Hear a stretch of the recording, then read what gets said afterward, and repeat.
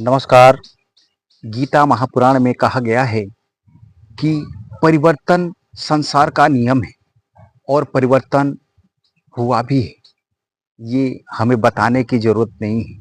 जो बुजुर्ग ये कभी सोचे नहीं होंगे कि ये सब बदल जाएगा, वो बदल गया और पूर्वज आज जिंदा ही हैं। उनके आंखों के सामने इतने बदलाव हो गए और वो हाथ पे हाथ धरे बैठे ही रह गए।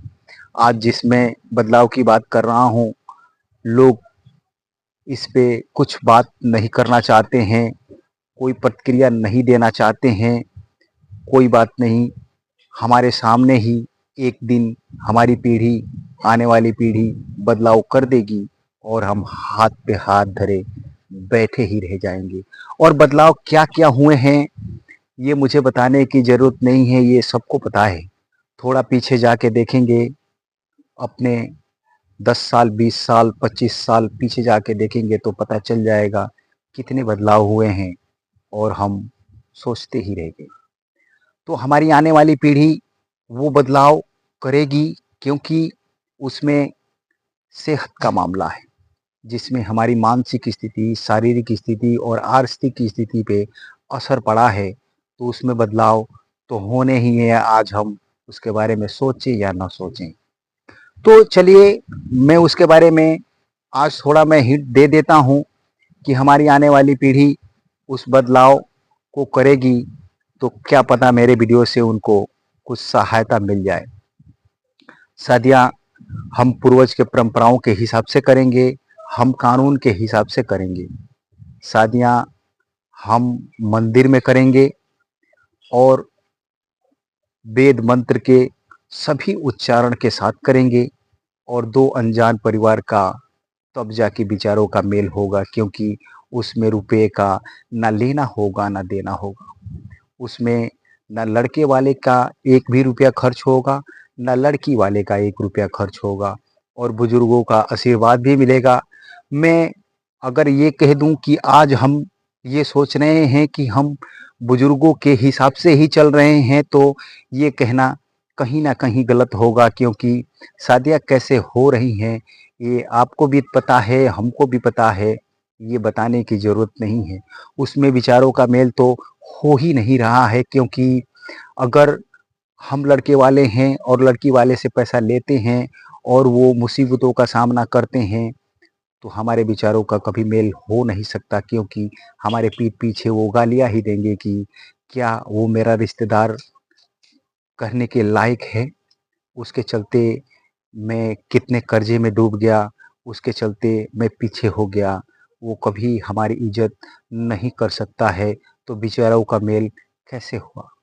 और बुजुर्गों का आशीर्वाद हम इसके लिए कह रहे हैं कि हमारी शादी में कितने बुजुर्ग जाते हैं और जाते भी हैं तो कब तक रहते हैं। अभी द्वार पूजा भी नहीं हुआ, वो नाश्ता करके निकल लेते हैं। तो बुजुर्गों का आशीर्वाद मिलेगा कैसे।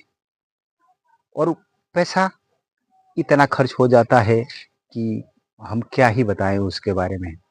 तो वेद मंत्र भी इतने ही पढ़े जाते हैं, हमको समझ नहीं आते।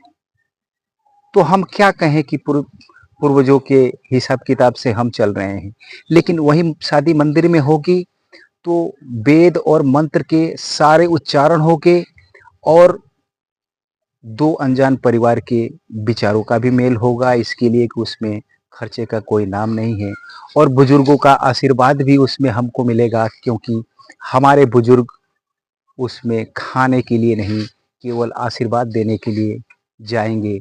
अगर आप कह देंगे कि उसमें कोई नहीं जाएगा, तो ये कहना गलत होगा, क्योंकि आप भी जानते हैं अगर कोई मर जाता है तो हम क्यों जाते हैं। इसके लिए कि अगर हम जाएंगे तो वो भी आएंगे। तो शादी में अगर पैसा नहीं खर्च हो रहा है, खिलाने की का सिस्टम नहीं है, अगर हमारी शादी में जो जाएगा हम उसकी शादी में जाएंगे। और आज हम इस चीज़ को नहीं समझ पा रहे हैं। आज हम आपसे डर रहे हैं, आप हमसे डर रहे हैं। और ज़रूरत आपको भी है, ज़रूरत हमको भी है। नुकसान आपका भी हो रहा है, नुकसान हमारा भी हो रहा है। तो अगर हम उसको मिल के अगर सुलझा लें तो यही ठीक होगा। और जो शादियां हम करते हैं मैं पिछले वीडियो में भी बता चुका हूँ, कानून उसको नहीं मानता है तो कानून भी उसको मानेगा, क्योंकि मंदिर में शादी करने के बाद हम रजिस्टर मैरिज भी कर लेंगे उसी टाइम। और क्या पता सबको ये बात पता है कि नहीं है कि अगर शादी के आपको अब 20 साल हो गया शादी को, और अभी आपका कोई सरकारी काम है, अगर आपका मैरिज सर्टिफिकेट चाहिए, आप बनवाने जाएंगे तो आपको जुर्माना भी भरना पड़ेगा। 1 साल का आपका जुर्माना 50 रुपया लग रहा है। तो आज तो ठीक है, 50 रुपया ही लग रहा है, लेकिन कहीं अगर सरकारें उस पर कड़ी नज़र रखेगी और कड़ी कार्रवाई करेगी, अगर 1 साल का 50,000 रुपया अगर जुर्माना लगाने लगेगी, तो हम और आप कुछ नहीं कर सकते हैं। इसके लिए हमको आज से ही सचेत हो जाना होगा।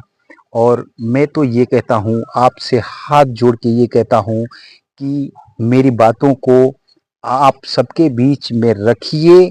अगर आप बीच में रखेंगे तो 10 लोगों के बीच में रखेंगे तो 10 लोगों में से 5 लोगों का विचार तो ऐसा होगा कि मेरी बातों में सच्चाई है, और वो 5 लोग 50 लोगों के पास रखेंगे, और वो 50 लोग 500, और 500 से सबके बाद सबके पास ये बातें पहुंच जाएंगी।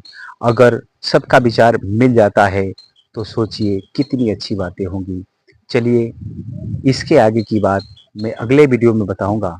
तब तक के लिए नमस्कार।